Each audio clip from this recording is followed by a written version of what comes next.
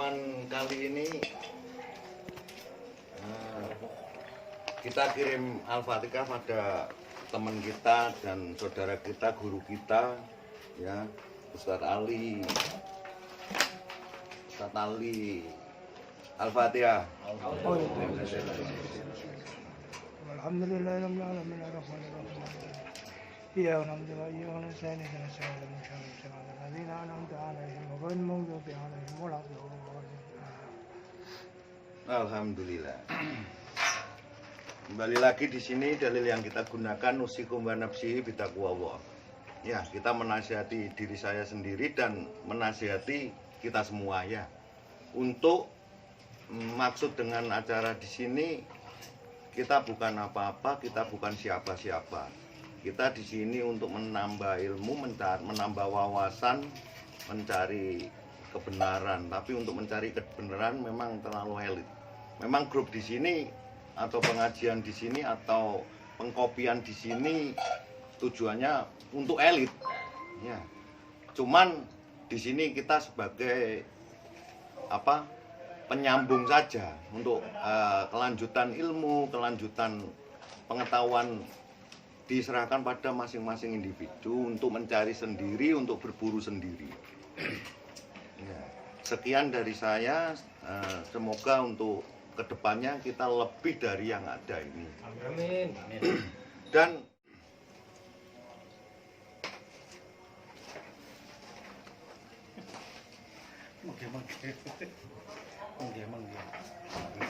doa jebakan. Bismillahirrahmanirrahim. Assalamualaikum warahmatullahi Assalamualaikum.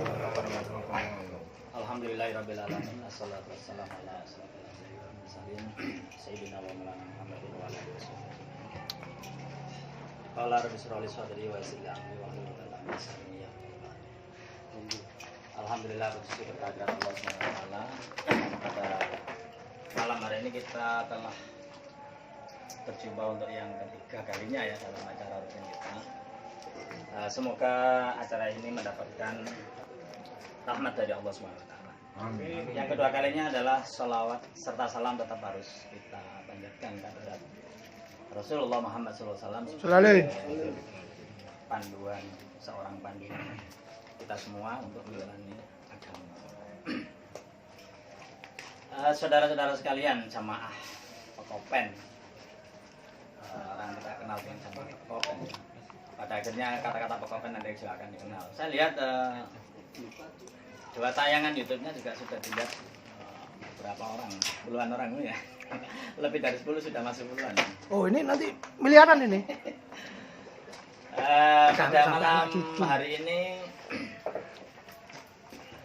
sesuai dengan kurikulum yang sempat diutarakan oleh Darul Lukas bahwa ada tema-tema yang akan kita pelajari. Yang pertama adalah kita membahas apa itu Islam, kemudian yang kedua kita sudah membahas apa itu sunnah, dan yang ketiga ini poin yang lumayan menarik dalam kajian agama itu kita sebut sebagai ahli sunnah wal jamaah.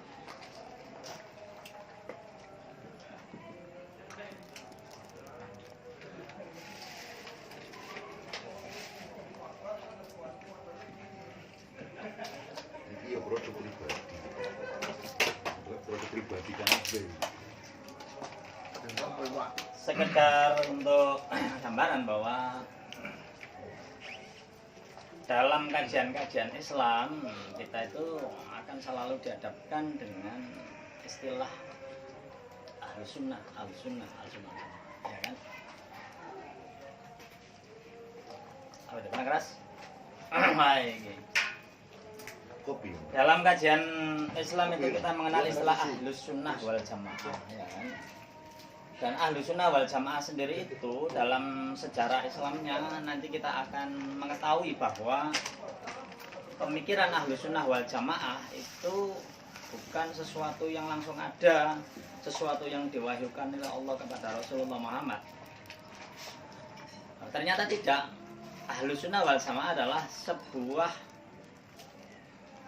aliran yang muncul dari sebuah fase sejarah perkembangan Islam. Ahlus sunnah sendiri itu apabila kita merujuk kepada pengertian katanya, ahlus sunnah itu adalah ahli, itu pemilik sunnah, itu sunnah Rasul. Jadi dalam kajian bulan lalu kita sudah mengenal apa itu sunnah, sesuatu yang dilakukan oleh Rasulullah dan kemudian ditradisikan, itu disebut sunnah. Dan kemudian sunnah itu berubah menjadi hadis, ya kan? Maka segala sesuatu yang berasal dari Rasulullah itu kita sebut sebagai sunnah. Nah kemudian ada istilah wal jamaah, itu artinya jamaah itu kan banyak orang. Maka pengertian yang umum yang akan kita terima itu ahlus sunnah wal jamaah adalah sekelompok orang atau aliran tertentu yang mendasarkan perilaku beragama melalui sunnah Nabi dalam menjelaskan Al-Quran dan yang diikuti oleh mayoritas. Jadi pengertiannya gitu ya. Ahlus sunnah wal jamaah itu adalah ikut Nabi dan ikut suara mayoritas. Tetapi yang lebih spesifik lagi sebenarnya yang diinginkan oleh para pendiri Ahlus sunnah wal jamaah itu kita mengikuti sunnah Nabi dan mayoritas sahabat. Pengertiannya begitu sebenarnya aslinya itu ya. Nah, secara gampangnya kita itu tahu agama ini itu berasal dari para sahabat. Dan kenapa kok disebut sebagai wal jamaah? Itu artinya pemahaman agama yang dipahami oleh mayoritas sahabat atau yang lebih banyak. Seperti kita ini misalkan gitu ya, di Indonesia itu mayoritas orang Indonesia beragama berpaham NU gitu ya. Nah kadang kita bisa mengatakan jamaah kita itu NU misal gitu. Jadi jamaah itu kalimat kata dasarnya berasal dari mengikuti Rasul dan mayoritas sahabat. Sebelum kita menginjak ke Ahlus sunnah wal jamaah, saya akan menggambarkan yang kemarin bahwa tentu saja ajaran kita berasal dari Allah dan kemudian berupa Al-Quran dan Nabi ya, Rasul. Kemarin bulan pertama kita tahu bahwa Al-Quran ini, dari Al-Quran kita mendapatkan ajaran Islam itu ini sebagai kunci ya, percaya pada Allah. Kemudian percaya pada hari akhir. Dan yang ketiga, berbuat baik. Sebagai pelaksana dari ajaran Al-Quran oleh Rasulullah, ini namanya sunnah. Gabungan inilah yang kita sebut sebagai Islam Muhammad. Mungkin Mas Herman bingung apa ini ya. Saya kasih sedikit untuk Mas Herman ya, barangkali membingungkan. Jadi Islam yang kita kenal dalam bahasan Al-Quran itu adalah, kalau kita kaji Al-Quran secara mendalam, maka Islam itu adalah agama dari semua nabi. Bukan hanya milik Muhammad saja, semua para nabi itu menggunakan agama Islam. Kemudian syariahnya, syariah Muhammad. Maka yang kita lakukan adalah agama Islam melalui syariah Muhammad, agama Islam melalui cara Nabi Muhammad. Nah, kita yang saya maksud. Ini tidak dikenal ya, karena ini bahasa kita sendiri ya untuk menjelaskan. Jadi prinsip dari Islam Muhammadiyah adalah yang namanya agama itu hanya tiga, ya kan? Dan sunnah adalah sunnah tradisi yang kita terima, kita warisi. Sholat, puasa itu sunnah tradisi namanya. Ini bukan hadis. Kita mengacu pada kategori ini. Kemudian kita kembali kepada pengertian Ahlus sunnah wal jamaah. Sebelum saya mengutarakan Ahlus sunnah wal jamaah, saya akan menjelaskan bahwa di sini ada Nabi Muhammad, kemudian ada sahabat, ya, kemudian tabi'in. Dalam membicarakan Ahlus sunnah wal jamaah, maka kita harus membicarakan sejarah. Jadi ceritanya begini ya, ketika Rasulullah SAW itu mengajarkan agama di Mekah, dia tidak berhasil, kemudian berhijrah di Madinah. Di Mekah 13 tahun, di Madinah 10 tahun. Kemudian dalam 10 tahun di Madinah itu beliau Muhammad Rasulullah itu berhasil, misinya adalah menegakkan tauhid. Maka dia kemudian pergi ke Mekah untuk membebaskan tanah suci dari kaum kafir. Maka kaum kafir harus masuk Islam, harus masuk agama Muhammad, ya kan? Itu misinya. Misinya adalah menegakkan agama. Sementara di Madinah sendiri sebenarnya sudah ada kaum Nasrani dan Yahudi tidak masuk dalam misi Muhammad karena mereka sama-sama sudah beragama. Setelah menaklukkan Mekah, kalau tidak salah itu adalah 3 tahun sebelum Rasulullah meninggal, Rasulullah itu menaklukkan Mekah, dan kemudian di Mekah itu konon katanya turun surat Al-Maidah ayat 3, ya al-yauma akmaltu lakum dinukum dan seterusnya. Itu seolah-olah Rasulullah itu sudah mendapat firasat beliau akan meninggal. Nah, kemudian setelah menegakkan Mekah itu kemudian pulang ke Madinah. Selama pulang ke Madinah, ini saya kutip sedikit, ada sebuah riwayat yang berasal dari hadis, dari riwayat rombongan Rasulullah ini berhenti di sebuah tempat yang namanya Qadirkum. Nah, Qadirkum itu ada sebuah riwayat mengatakan itu Rasulullah itu seolah mendapatkan wahyu, seolah berwasiat kepada Ali bahwa Ali nanti menjadi penggantiku. Nah, ini penting ini. Jadi perjalanan dari Mekah menuju Madinah itu di Qadirkum seperti itu. Ini dipegang. Pada akhirnya orang-orang yang menyaksikan peristiwa di Qadirkum itu meyakini bahwa nanti kalau Nabi meninggal itu Ali adalah pewarisnya. Nah, ini salah satu teorinya. Kenapa saya sebut? Karena ini menjadi penting nanti. Setelah Rasulullah kembali ke Madinah, Rasulullah kemudian sakit, ya. Keadaan fisiknya tidak baik dan memburuk, dan pada akhirnya meninggal. Setelah Rasulullah meninggal, jasad Rasulullah itu kalau tidak salah, benar ya, dikoreksi ya, sampai 3 hari itu belum dimakamkan. Kenapa? Karena ada hal penting yang harus ditangani oleh umat Islam saat itu adalah siapa pengganti Rasulullah. Akhirnya kaum Ansor dan Muhajirin, kalau Muhajirin adalah orang-orang yang dari Mekah menuju hijrah di Madinah, sementara di Madinah itu adalah kaum Ansor yang menolong, ya kan. Dua orang ini ketika Nabi meninggal, mereka itu sama-sama ingin menjadi pengganti. Dari bagaimanapun Rasulullah itu sudah meninggalkan sebuah, boleh dikatakan negara Madinah, ya kan. Sudah meninggalkan sebuah negara, ada teritorial, ada sistemnya dan sebagainya. Mereka menganggap Nabi itu sebagai Rasul dan sebagai pemimpin. Akhirnya ketika Nabi meninggal mereka kacau semua.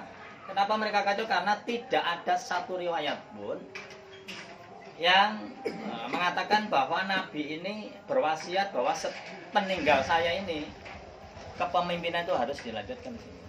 Hal ini membuktikan bahwa Rasulullah SAW itu adalah seorang Nabi dan Rasul dan bukan seorang kepala negara. Nah, kepala negara itu muncul sebagai bentuk secara alamiah. Ketika banyak orang berkumpul maka harus ada pemimpin, itu namanya alamiah, ya kan. Dan Nabi sebagai pemimpin di Madinah seperti itu. Tapi yang dipentingkan oleh Nabi ketika di Madinah adalah dia sebagai pemimpin agama. Intinya seperti itu. Ibarat sekarang kiai itu ya, kiai tempat bertanya agama, tempat minta fatwa, kayak seperti orang yang dulu di 45 untuk fatwa jihad dan sebagainya. Jadi dia sebagai kiai juga sebagai pemimpin. Nah seperti itu. Nah ketika meninggal sahabat ini bingung. Kaum Ansor dan Muhajirin itu sampai 3 hari ribut tentang kepemimpinan. Itu ceritanya. Nah, dari sinilah kemudian Abu Bakar itu berkata bahwa sesungguhnya orang-orang Mekah tidak akan tunduk apabila dipimpin oleh orang selain Mekah, selain Quraisy. Nah, ini menjadi penting. Dan pada akhirnya ada orang Ansor yang namanya Sa'ad bin Ubadah itu dia sangat berjasa kepada kaum Muhajirin ketika itu, merasa ingin naik.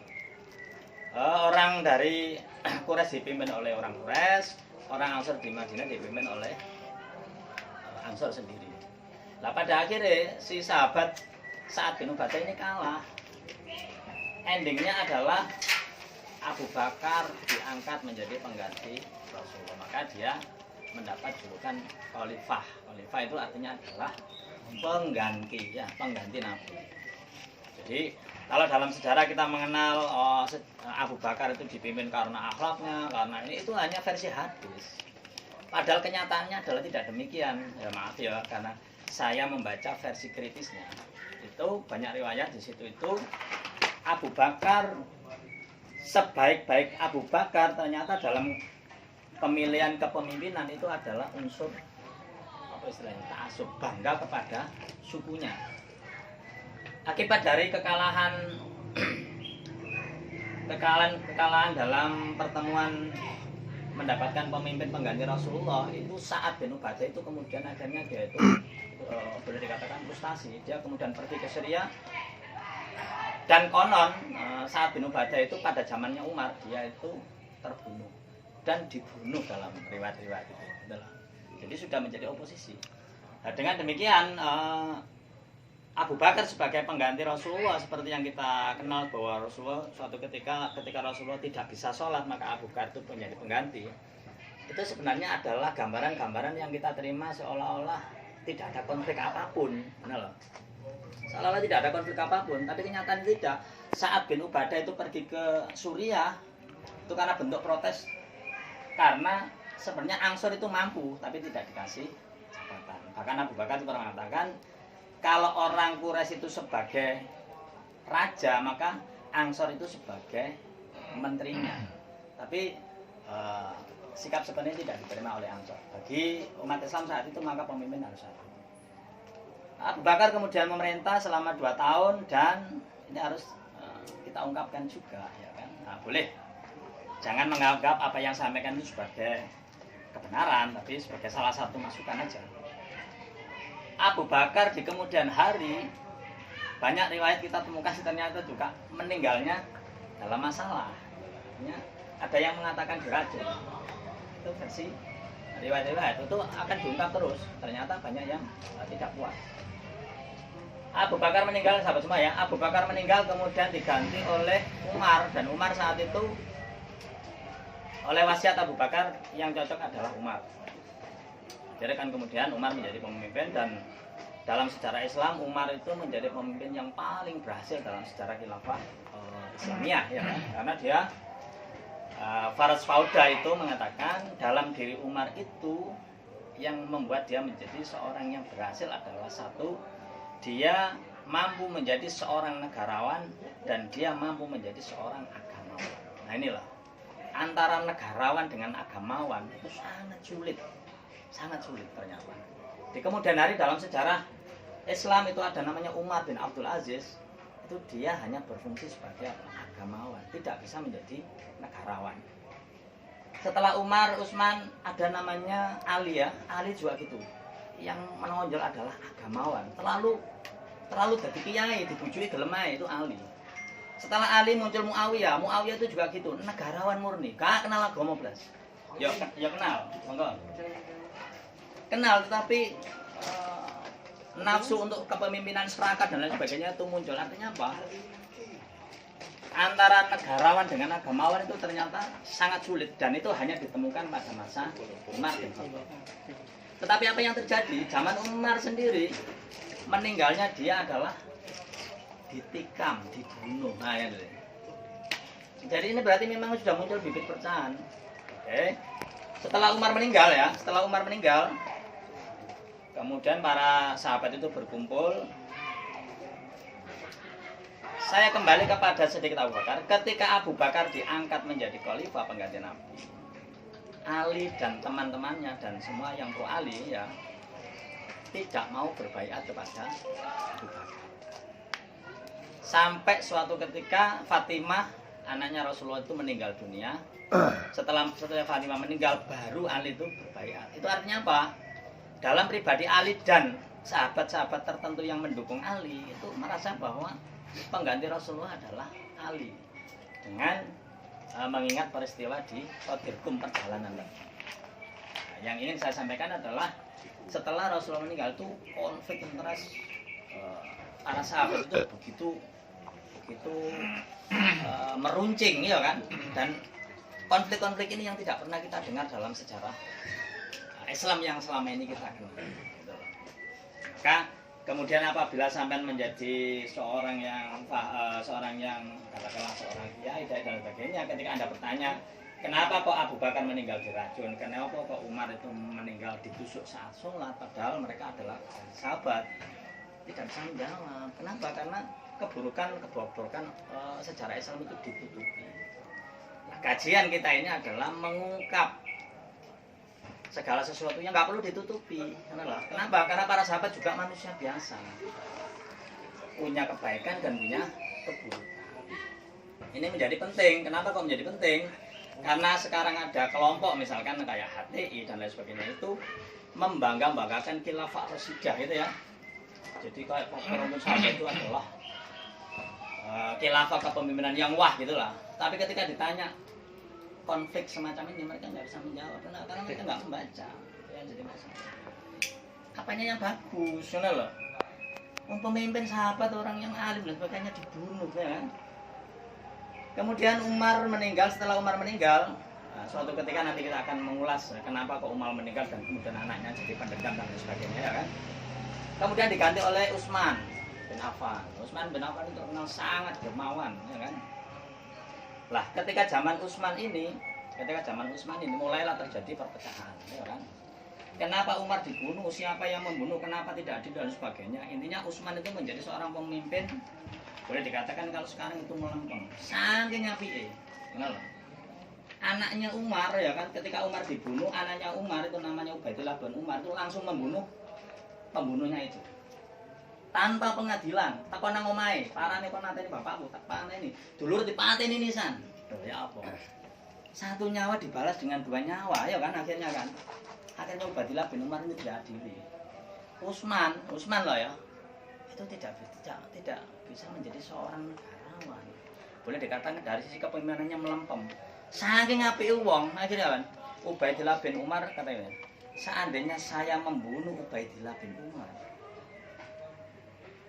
bagaimana kita bisa membayangkan sedihnya Umar kehilangan 2 Umar dalam waktu dekat, gitu kan?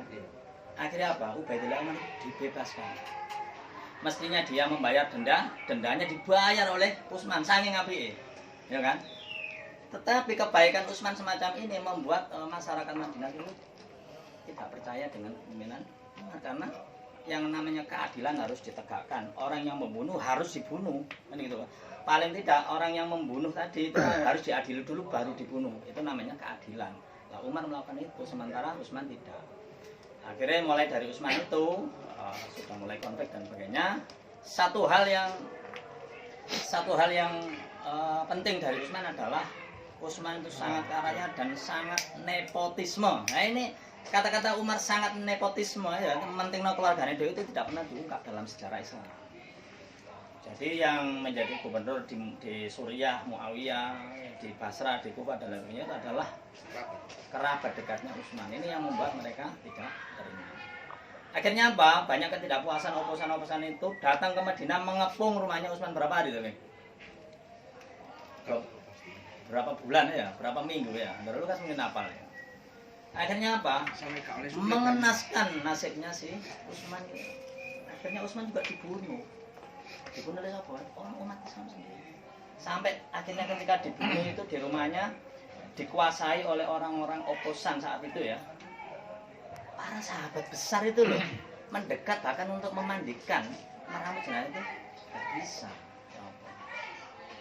Sampai akhirnya berapa 3 hari ya? 3 hari 3 malam itu mayat Utsman itu dibiarkan tergeletak. 40 hari.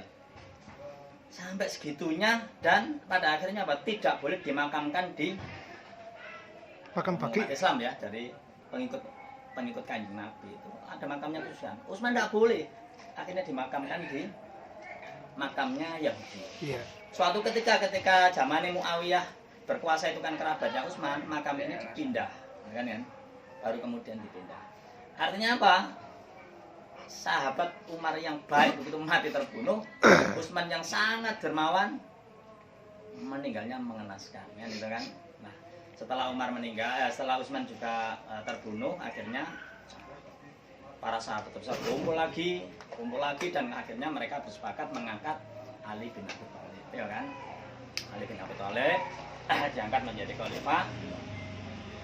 Salah satu keluarga dari Utsman yang berasal dari Suriah, Muawiyah bin Abu Sufyan, orang terima, ya kan?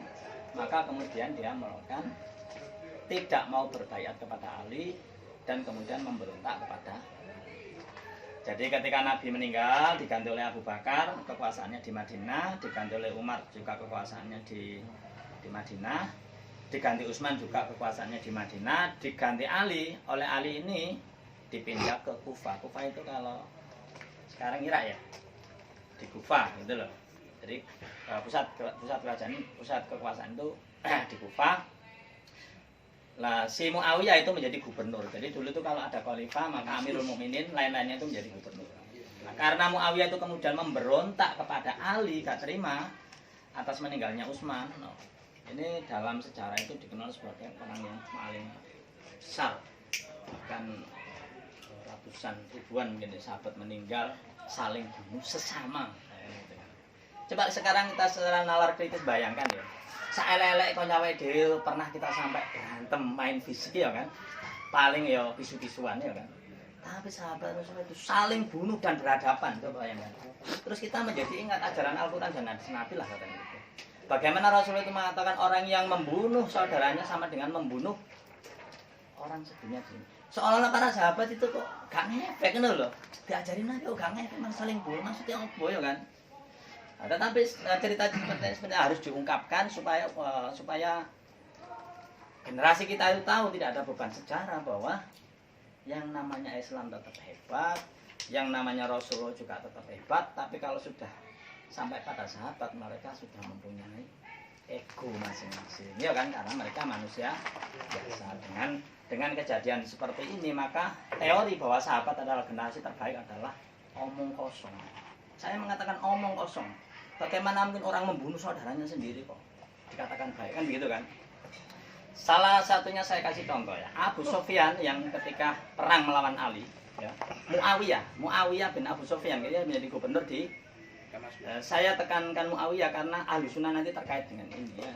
Jadi Muawiyah bin Abu Sufyan itu ketika Rasulullah menaklukkan Mekah, ya kan? Itu Muawiyah itu anaknya Abu Sufyan. Abu Sufyan itu mempunyai istri sama Maimunah awak muru iku. Rontomu. Sama Dara Lukas. Ronto rujak iku. Saya lupa namanya. Dia itu adalah, jadi ceritanya orang kafir, orang Mekah itu kenapa kok bermusuhan dengan Nabi, itu adalah keluarga Nabi itu adalah pemegang tradisi keagamaan, sementara keluarga Muawiyah itu adalah pemegang ekonomi. Nah, karena Rasulullah itu merangkul orang-orang kaum lemah, mereka ekonomi merasa tersingkir, dendam kepada Rasulullah. Ketika perang Badar, ya kan, ketika perang Badar kan kalah gitu, orang kafir Quraisy kan kalah. Suatu ketika dalam perang apa itu yang menang, itu saking dendamnya istrinya Abu Sufyan, ya kan, itu sampai mendatangi paman Nabi Hamzah itu, dibuka dadanya, diambil jantungnya dan dimakan. Coba bayangkan, sesadis itu, ya kan. Itu ibunya istrinya Abu Sufyan, ibunya Muawiyah. Dan suatu ketika Muawiyah itu perang dengan Ali, yang dibawa adalah ego kesukuannya si Muawiyah. Maka kemudian Muawiyah itu sahabat, tetapi dia masuk Islamnya masih kecil, gitu loh. Jadi ketika Mekah ditaklukkan, Nabi sudah berusia 57 tahun, Abu Sufyan, Muawiyah masuk Islam, kan gitu kan. Muawiyah masih kecil. Nah, karena dia sudah ketemu dengan Rasulullah, maka dia disebut sebagai sahabat. Saya menjadi pertanyaan, apakah sahabat yang dianggap sebagai generasi terbaik itu termasuk Muawiyah, ya kan? Sulit. Bagaimana orang masuk Islam 3 tahun, ya kan? Dan kemudian dia membawa dendam keluarganya, terus kita anggap sebagai seorang sahabat yang dijamin masuk surga, gitu ya? Nah, masuk akal, kan? Nah, artinya apa? Dalam kajian seperti ini kita harus mengatakan bahwa teori bahwa generasi sahabat adalah generasi terbaik yang dijamin oleh Allah ada ayat dalam Al-Quran, tetapi kasuistik, ya, tidak semuanya. Buktinya adalah Muawiyah bin Abu Sufyan. Singkat cerita, ketika Muawiyah bin Abu Sufyan ini perang dengan Ali, jadi Muawiyah bin Abu Sufyan itu di Suriah, kemudian Ali di Kufah itu perang. si Muawiyah ini kalah, itu loh ceritanya itu, ya kan? Nah ketika Muawiyah itu kalah, curang, karena kenapa kok saya sebut sebagai Muawiyah itu bukan seorang sahabat yang baik. Itu dia mengangkat mushaf Al-Quran, diangkat seperti ini, hakim, ngejak apa? Damai. Dia mau kalah, gitu loh. Akhirnya berdamai, gitu loh. Lah antara Muawiyah dengan Ali damai, Ali tetap menjadi khalifah, Muawiyah tetap menjadi gubernur. Gubernur Suriah tidak mengakui kekuasaan Ali. Ya kan? Nah, coba bayangkan. Kemudian, lah kelompok Ali ini, kelompok yang didukung oleh hampir semua sahabat ya, saat itu protes, Ali, Anda ini sudah menang. Muawiyah tinggal disikat habis. Kenapa Anda menyerah? Ali menjawab bahwa bagaimana mungkin saya itu meneruskan perjuangan sementara mereka sudah mengangkat mushaf Al-Quran. Dalam teori hermeneutik, ya kan, ada kelompok Muawiyah yang mengangkat Al-Quran dalam ujung tombak dan kemudian mengajak orang berdamai. Itu menunjukkan bahwa ada politisasi, ada membawa unsur agama untuk politik memenangkan diri. Dia menang dan mengambil keuntungan bertameng Al-Quran, ya kan? Akhirnya damai.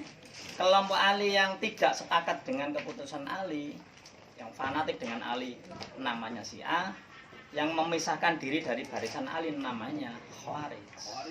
Nah, Khawarij ini ekstrim, gitu loh. Ini yang cikal bakal dari yang kita bahas, ya kan? Ketika Khawarij itu pergi dari Ali, mengatakan Ali, Muawiyah, Amr bin As, Abu Musa al-Asy'ari, semua orang yang terlibat dalam perundingan mereka semua adalah kafir.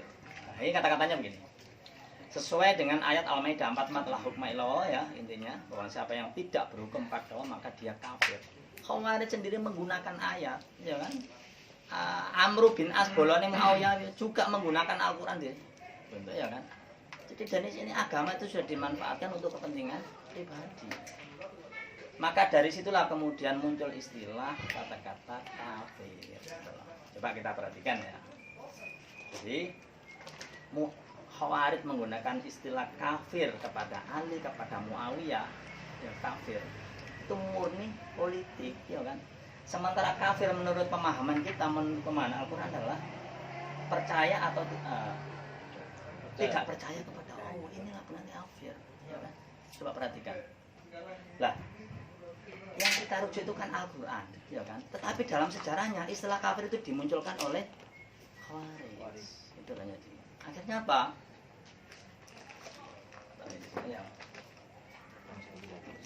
Muncul kata-kata kafir itu dipakai saudele dewe ceritanya itu, ya kan? Akhirnya apa? Ketika Khawarij memunculkan kafir, para sahabat-sahabat yang lain mengkonter pemikiran Khawarij. Muncullah aliran namanya Murji'ah. Jadi aliran Murji'ah itu adalah para sahabat semuanya sepakat bahwa orang yang melakukan dosa besar menurut Khawarij adalah kafir, menurut Murji'ah tidak. Orang yang melakukan dosa besar masuk dalam kategori bukan kafir. Dari sini sudah menyimpang jauh kan dari Al-Quran, ya kan? Kafir kan hubungan seperti ini. Maka dalam sejarah itu kita akhirnya tahu bahwa yang namanya kebenaran itu akan diruncingkan menjadi klaim. Betul. Saya pernah menceritakan bahwa dalam sejarah Islam itu nanti di kemudian hari ya, zamannya kafir Khawarij itu adalah munculnya Muawiyah ya. Jadi Abu Bakar, Umar, Utsman, Ali, kemudian Muawiyah. Ali kan dibunuh. Jadi Ali mau dibunuh, Amr bin As mau dibunuh, Muawiyah dibunuh. Oh, dilala sing meninggal Ali kan lah. Yang membunuh Ali adalah Ibnu Muljam. Kafir. Ya, ireng lah kan gitu kan. Kafir ireng tapi pikirannya cepet, membunuh. Dia mewakili Khawarij membunuh Ali. Muawiyah sakjane ngimami subuh dek gak budal, selamat udah. Amr bin As selamat. Ini loh. Itulah takdir Allah lah kalau kita ngomong gitu ya. Intinya ketika Ali itu meninggal, Muawiyah tetap menjadi gubernur.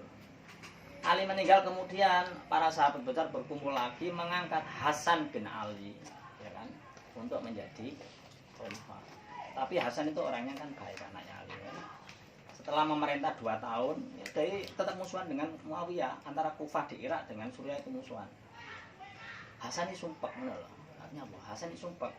Bagaimana mungkin sesama Muslim itu bermusuhan terus? Ya. Akhirnya apa? Hasan itu menyerahkan kepemimpinannya itu kepada Muawiyah dengan perjanjian engko lek awakmu wis mari Muawiyah, kepemimpinannya itu digantikan atau dialihkan ke keluarga Hasan namanya Husain, gitu kan. Lah rukunnya ini bertemunya, menyerahkannya kekuasaannya kepada Muawiyah ini tahun itu dikenal sebagai Amul Jamaah.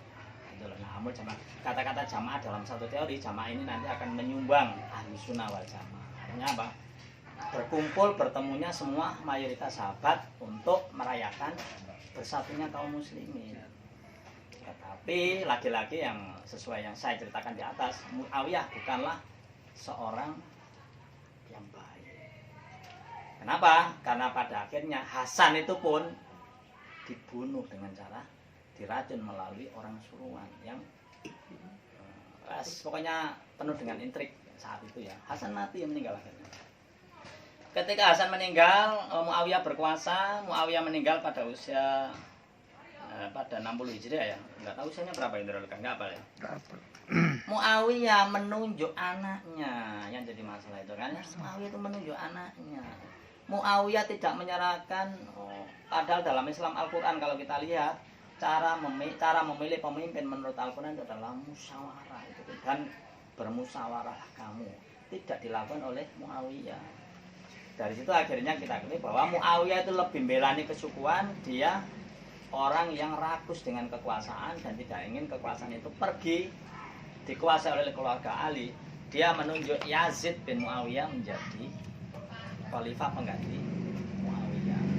Nah, Husain gak terima kan gitu kan.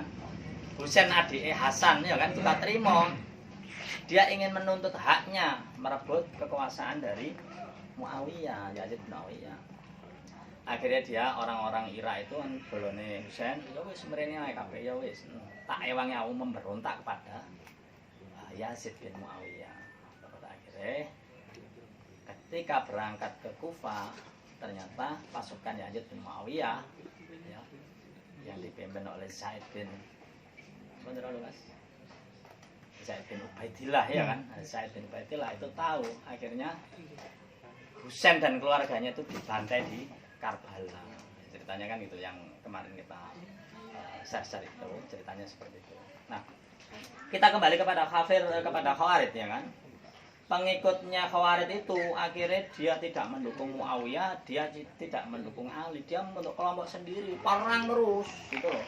Di samping perang secara fisik, mereka juga menyebarkan pemikiran, namanya Khawarij, mengkafirkan orang yang berbuat dosa besar gitu loh. Lah, dari sejarah ini umat Islam itu jadinya lucu gitu loh. Bagaimana mungkin Al-Quran yang sudah menjelaskan bahwa istilah kafir seperti ini yang sudah didefinisikan, ya kan? Akhirnya itu dikelola oleh orang yang tidak kelompok itu jadi kafir, gitu loh. Dan anehnya nanti Ahlus Sunnah itu warisan dari ini, itu loh. Saya nggak habis pikir, gitu loh. Ulama-ulama ini ampun. Lupa dengan Al-Quran, gitu loh. Bahwa istilah kafir adalah orang yang betul-betul tidak percaya kepada Allah itu kafir, ya kan? Sekarang jadi kafir Khawarij ini ya sama-sama menyembah Allah, sama-sama mengikuti Muhammad sebagai Rasulullah, ya kan? Tetapi dia melakukan dosa besar aja dikafirkan. Akhirnya muncul kelompok yang lain, ya kan? Kelompok yang lain itu, ini kan Khawarij ya. Khawarij menggunakan teori Khawarij ini kemudian dikonter gini ya, oleh Murji'ah. Lah, Murji'ah itu ulama kabeh ngumpul ya wis gak. Wong lek melakukan dosa besar tetap beriman. Tapi lucu para ulama Murji'ah itu. Wah, hampir semua ulama saat itu tuh alirannya Murji'ah. Murji'ah itu adalah menunda. Jadi nek sampean melakukan dosa besar, membunuh gitu ya, Anda bukan kafir, bukan beriman, tapi statusmu nanti diserahkan kepada Allah di akhirat. Itu namanya murji'ah aja. Jadi menunda. Jadi menunda status. Tapi ini dipikir mana lah repot-repot menunda. Wong dia tetap meyakini Allah ya kan?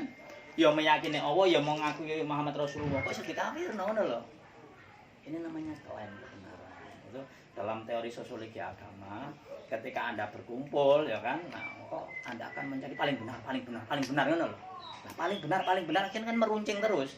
Setiap yang merasa kamu paling benar di luar salah, setiap paling benar di luar salah.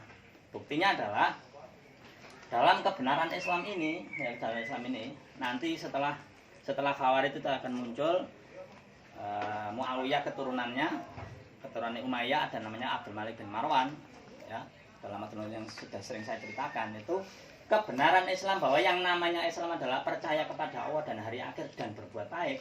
Ini adalah keimanan, percaya kepada Allah dan hari akhir itu disebut Muslim. Itu di kemudian hari. Yahudi dan Nasrani menurut Al-Quran itu Islam, ya kan? Tetapi dalam era Abdul Malik bin Marwan, Islam adalah agama milikku sendiri. Yahudi dan Nasrani disingkirkan dengan dalil asyhadu alla ilaha illallah wa asyhadu anna Muhammad Rasulullah. Hadis.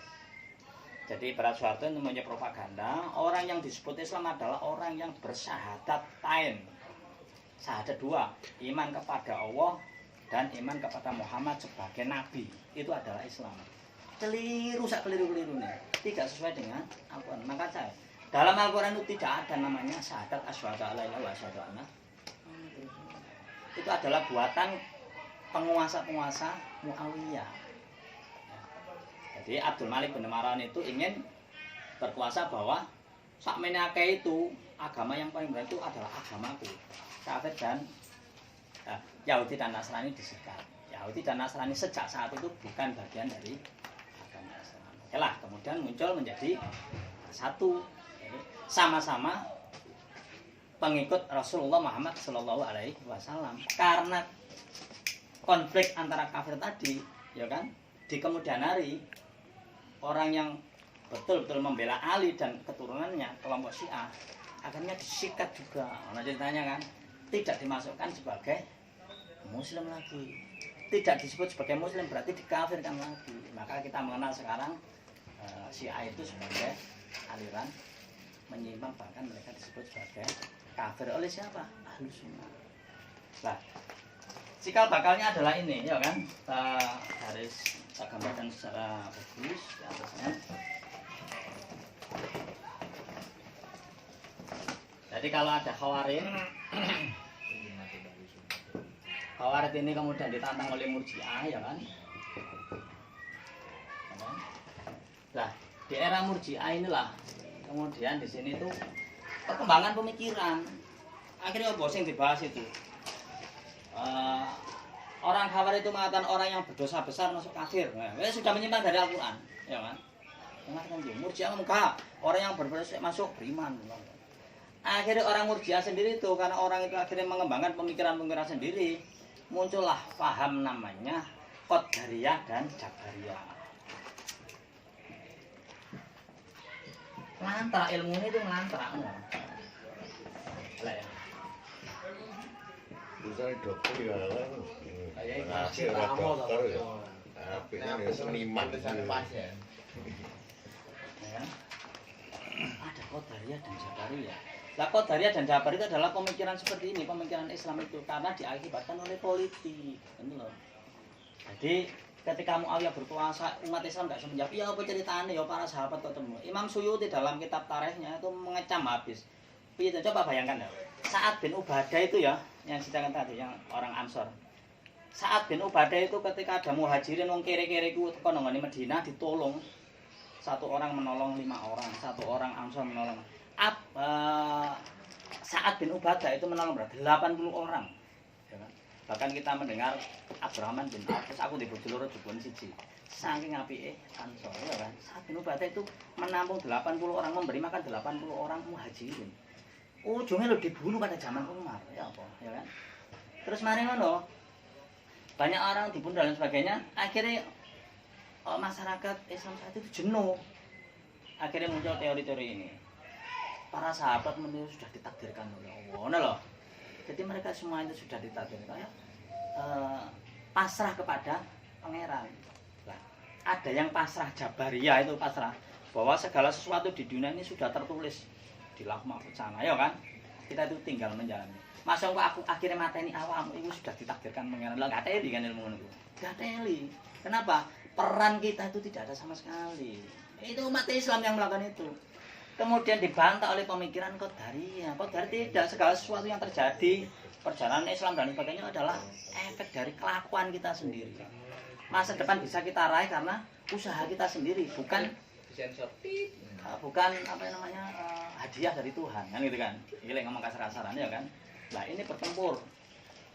Akhirnya di sini kemudian muncul namanya aliran Mu'tazilah. Ya kan? Mu'tazilah ini juga mengonter Murji'ah. Dia tidak sepakat dengan Khawarij, dia tidak sepakat dengan Murji'ah. Kalau Khawarij mengatakan orang yang berdosa besar itu kafir, Murji'ah mengatakan orang yang berdosa besar tetap beriman. Mu'tazilah tidak, orang yang berdosa besar adalah orang yang di tengah-tengah. Kon gak kafir, kon gak beriman. Itu disebut sebagai manzilah bainal manzilatain. Jadi jalan di antara dua jalan. Piye pemikiran dia bulat ya. Orang itu sudah lupa dengan Al-Quran, para sahabat itu percaya lupa dengan Al-Quran ini. Mereka sibuk dengan pemikiran-pemikirannya masing-masing ya kan. Anehnya ini ulama kabeh, bayangno. Semua ulama itu terjebak dengan, bayangkan semua ulama zaman Nabi, sahabat, tabiin, tabiin ya kan. Ini berarti terjadi pada era tabiin. Semua ulama itu terjebak dengan teori-teori ini Khawarij. Itu aneh kan.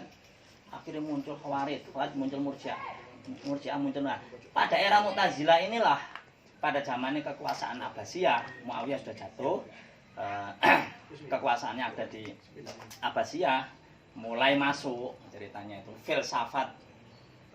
Jadi di era ini, era Abbasiyah itu ada seorang yang hebat namanya Harun ar-Rasyid ya kan. Karena kekuasaannya itu dalam era Abbasiyah itu kan belani Ali kan. Kekuasaan yang dulu dari Umayyah itu di Suriah dipindah ke Baghdad.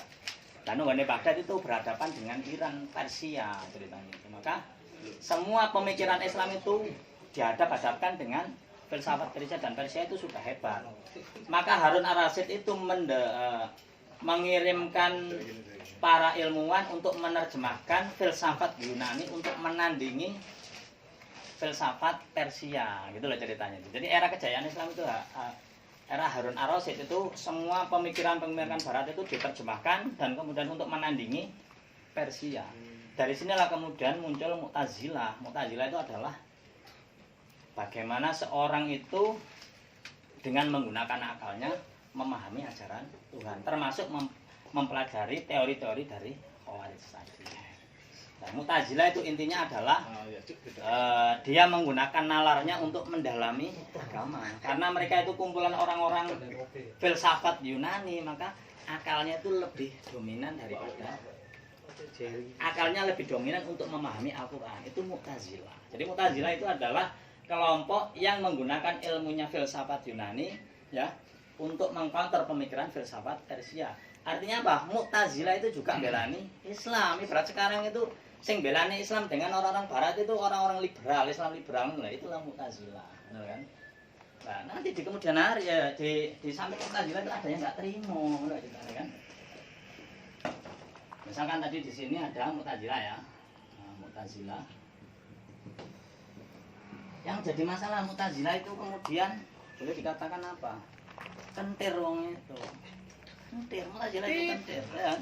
Jadi saking menuhankan akale, malah sing dibahas yo Tuhan, ngono lho. Mu'tazilah itu bahas Tuhan, ngono lho. Tapi membahas Tuhannya adalah untuk mensucikan Tuhan, ngono lho. Jadi kalau dalam teori Mu'tazilah itu orang kafir sudah dibahas, dia melantrak membahas Tuhan. Nah, sekarang lucu, generasi Islam itu lucu. Jadi isu gak penting ngono lho ya kan, delok. Mu'tazilah yang muncul, dia mengatakan bahwa orang yang mengatakan bahwa Al-Quran itu qadim ya kan, maka dia telah kafir. Ono mana ya kan? Jadi cerita gini, yang namanya Allah menurut dia, karena dia kan menguasai filsafat Yunani kan, yang namanya Allah Allah itu ya Tuhannya orang Islam. Allah hakikat yang sebenarnya itu kan tidak bisa difahami, tidak bisa dirasa, tidak bisa didefinisikan kan di luar ya kan? Ya. Itu dalam keyakinan dia itu hanya bisa dirasakan, tidak bisa diungkapkan. Maka zat Allah itu hanya satu, qadim kan itu kan. Nah, ketika dia itu mempunyai sifat, ada zat, ada sifat, maka sifat itu tidak bisa dibebankan kepada Allah. Nah, sifat itu ada dalam Al-Qur'an yang namanya dalam Al-Qur'an yang ada itu adalah Asmaul Husna. Asma Allah, nama, bukan sifat. Tetapi orang-orang nah di sini kelompok mayoritas katakan di sini ya. Dikatakan mayoritas. Tentu tulisannya mayoritas itu. Mayoritas ulama ya katakan begitu ya. Itu adalah aliran Murji'ah. Nah, mayoritas ulama itu memahami Al-Qur'an itu apa adanya. Allah Maha Pengasih, Allah Maha Penyayang. Pengasih, penyayang dan lain sebagainya itu adalah sifat dari makhluk. Bagaimana mungkin Allah mempunyai sifat penyayang? Kafir Allah. Nah gitu loh. Itu Mu'tazilah. Tapi coba perhatikan gawe teori ini. Ya kan? Jadi lucu Mu'tazilah itu.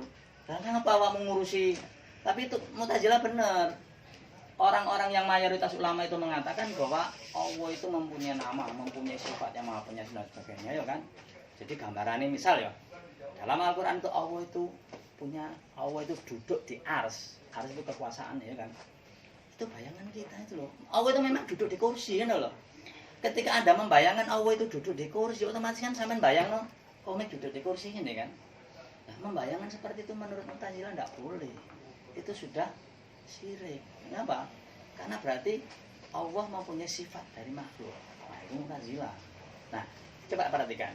Teori-teori seperti ini adalah teori-teori dalam tanda perkembangan lebih lanjut dari akal manusia untuk memahami Tuhannya. Ya kan? Lah, orang-orang yang mayoritas enggak. Allah mengatakan Allah itu kalau malam turun ke bumi itu seperti seorang khotib turun dari mimbarnya ke masjid itu, turun dari mimbarnya ngono, dibayangi seperti itu. Itu mayoritas ulama. Itu menurut Mu'tazilah gak masuk akal. Wong Tuhan kok mau gambarno pikiranmu ya kan? Pikiranmu terbatas sementara Allah tidak terbatas kan ngono kan? Nah, coba kalau kita kembali ke sini, kalau Islam Muhammad itu ya kan. Kita hanya dituntut apa? Iman kepada Allah. Tok sudah kamu masuk beriman ya kan? Kamu gak perlu dituntut iman kepada Allah itu ya apa? Allah itu kursine piye ya kan? Ora penting, kan gitu kan. Dalam kajian-kajian filsafat di kemudian hari ya kan, Allah duduk di kursi Allah itu hanya menggambarkan pakai bahasa orang Arab saat itu supaya mudah difahami, tapi tidak menggambarkan Allah yang sebenarnya. Dengan kata lain adalah Tuhan yang dipahami oleh orang semua adalah Tuhan konsep, ya kan? Tuhan konsep mau kayak berantem, mana maksudnya Mu'tazilah kan? Nah, akhirnya ya hampir mengkafirkan, ya kan? Dari Mu'tazilah ini ada di sini adalah Ahmad bin Hambal, ahli hadis ya kan? Yang jadi masalah kemudian adalah Harun ar-Rasyid itu saking cintanya kepada ilmu pengetahuan, ya kan? Wah, Mu'tazilah lagi hebat ya kan? Jadi Al-Quran itu makhluk. Artinya pengertian makhluk itu adalah Al-Quran itu diciptakan, ya kan? Akhirnya Mu'tazilah ini didukung oleh negara. Orang yang selain Mu'tazilah disikati, ya loh. Itu elek Mu'tazilah ngono, ya kan? Jadi pada zaman Harun ar-Rasyid itu nyamuk. Kemudian Al-Ma'mun ya. Nyamuk butuh urip kanggo. Iki belo iki, ngono lho. Yang akhirnya apa? Masyarakat itu kacau dengan perdebatan nggak penting ini sumpah. Al-Ma'mun di sini ada Al-Wasik ya. Dupoh iki. Kok iki kan kuwi lho cinta. Anaknya Al-Wasik ini mempunyai anak lagi namanya Al-Mutawakkil. Al-Mutawakkil ini mihak kepada Ahmad bin Hambal. Lah, dari Al-Mutawakkil ini memihak kepada ini mendirikan teori yang disebut sebagai Ahlus Sunnah. Cuma belum berupa menjadi Ahlus Sunnah. Dia hanya membela sunnah, yaitu Ahmad bin Hambal. Jadi bayangkan ya, ada Khawarij muncul Murji'ah di kemudian hari dibantah oleh Mu'tazilah oleh kekuasaan Harun ar-Rasyid zaman Abbasiyah dikalahkan oleh Ahmad bin Hanbal pembela sunnah, ya kan? Pembela sunnah ini didukung oleh Al-Mutawakkil. Artinya apa? Mu'tazilah didukung oleh kekuasaan. Dan kemudian Mu'tazilah itu juga dikalahkan oleh kekuasaan. Al-Mutawakkil anaknya Al-Wajik lebih membela kepada Ahlus Sunnah. Mana lo ceritanya itu kan? Akhirnya apa? Mu'tazilah itu ya semua ulama dibantai. Ya apa ya? Dibantai. Bukan, ya dibantai temenan. Darah gak kan?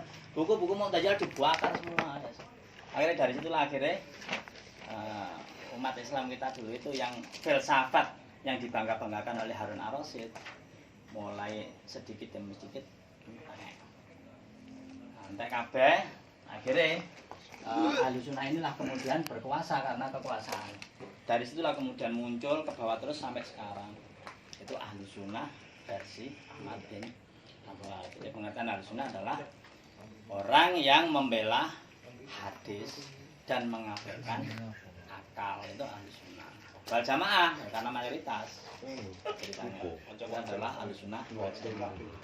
Jadi kemudian hari Ahlus Sunnah wal Jamaah itu kemudian dikembangkan, kalau boleh digambarkan seperti ini ya.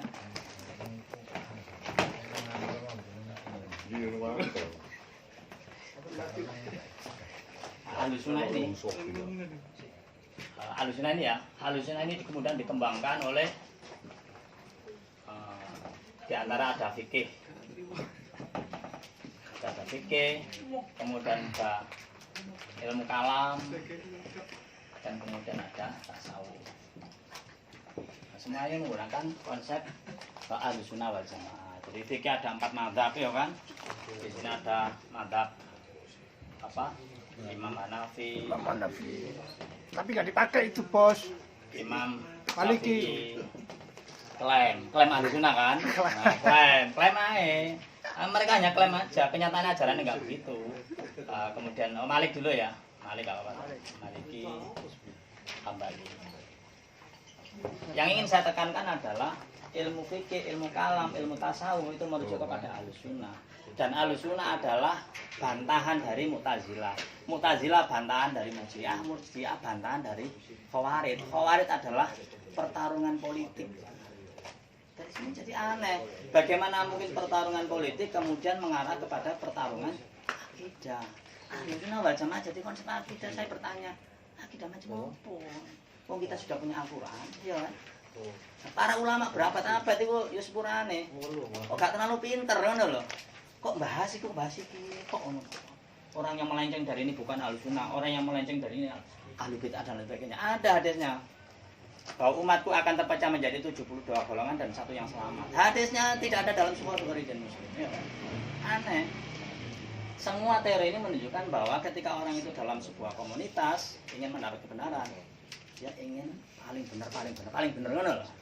Itu permasalahannya. Sampai ini yo, sing paling benar itu misalkan aku, salah. Paling benar mana? Itu namanya klaim kebenaran. Nah, itu yang terjadi pada konsep. Nah, kita mewarisi itu ya di sini ini, ya kan? Sampai pada akhirnya abad ke-19 muncul yang namanya Muhammad Abduh. Muhammad Abduh itu sumpah, ya kan? Sak Indonesia, sak dunia wong Islam itu dadi bulan-bulanane para penjajah. Kenapa? Nah, sing dipikir kita kok konsep Ahlus Sunnah ditelusuri, ya kan? Salah satunya adalah hanya memikirkan akhirat. Itu Ahlus Sunnah wal Jamaah. Kenapa kok begitu? Kalau ditelusuri dalam tradisi Muawiyah itu kejem. Sapa wae sing menolak kepemimpinan ku tak pateni. Ya kan? Akhirnya ulama itu bos, semua sudah takfir ya kan? Akhirnya semua ulama pada zaman Muawiyah dan zaman Abbasiyah itu mereka adalah otoriter kabeh. Tidak berani mengembangkan ilmu selainnya, ilmu kepemimpinan, ilmu alam dan enggak berani. Akhirnya apa? Semua orang fokus pada bayangkan, orang yang tertekan dalam kekuasaan dan kekejaman, maka orang itu akan secara psikologis loh, orang itu akan mengharap pertolongan dari Tuhan. Akhirnya apa? Bahas ibadah, bahas sholat, bahas toharo, sampai belenyek kata daya, ya kan? Semua kitab itu bahas apa? Fikih tok, sumpah ini Muhammad Abduh. Akhirnya Muhammad Abduh, semua kitab ini gak usah dibaca, merusak ajaran Al-Quran. Ngono ya Muhammad Abduh. Nah, saya sendiri ini mewarisi salah satu pemikiran ini. Kalau Anda ingin Islam yang benar, maka kembali kepada ini, ya kan. Islam yang versi Ahlussunnah wal Jamaah silakan dikritisi. Sekarang tak kasih contoh ya kata Anda. Ketika Anda itu misalkan coba mengharamkan apa yang paling jelas saya. Tapi rokok. Total babi. Betul babi ya. Betul babi gitu. Kalau dalam Al-Qur'an seperti ini yang jelas-jelas diharamkan oleh Allah. Oh, dodol ayam sing ana bathine golek babi. Oh iki tambah badine akeh. Yang dilarang Allah itu adalah Gak wani. memakan babi kan gitu kan. Dalam Ahlussunnah dipikir no, babi ku yang ngono karena babi itu haram maka semua yang berdekatan sampai babi itu adalah haram. Itu namanya ijtihad Ahlussunnah.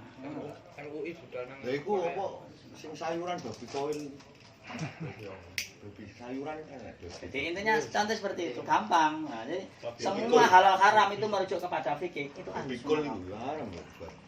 Nah, yang perlu saya sampaikan adalah dalam Islam itu maka kita fokus kepada Islam Muhammad. Sesuatu yang dilarang adalah di sini, ya kan?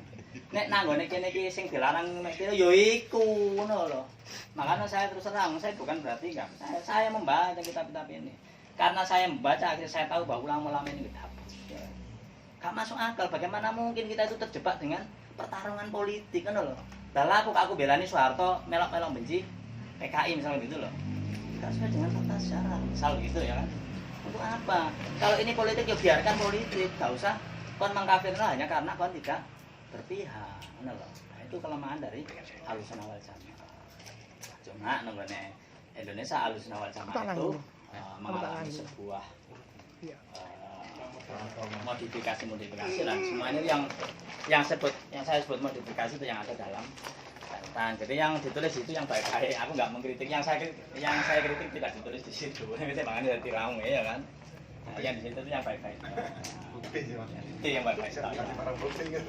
Tapi kalau sampean pengen tahu buktinya bahwa Ahlussunnah wal Jamaah itu sebuah pemikiran yang harus dikaji ulang. Contoh lah ya.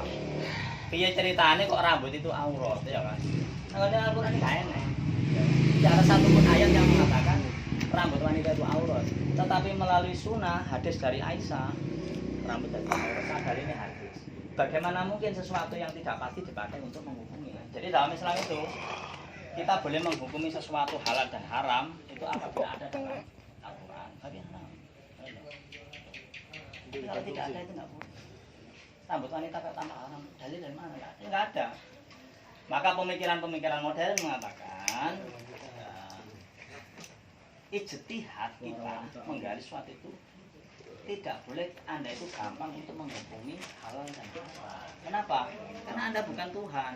Kalau itu hanya pemikiranmu, maka yang baik adalah sebaiknya ditinggalkan. Sebaiknya kalau jodoh kan menjaga.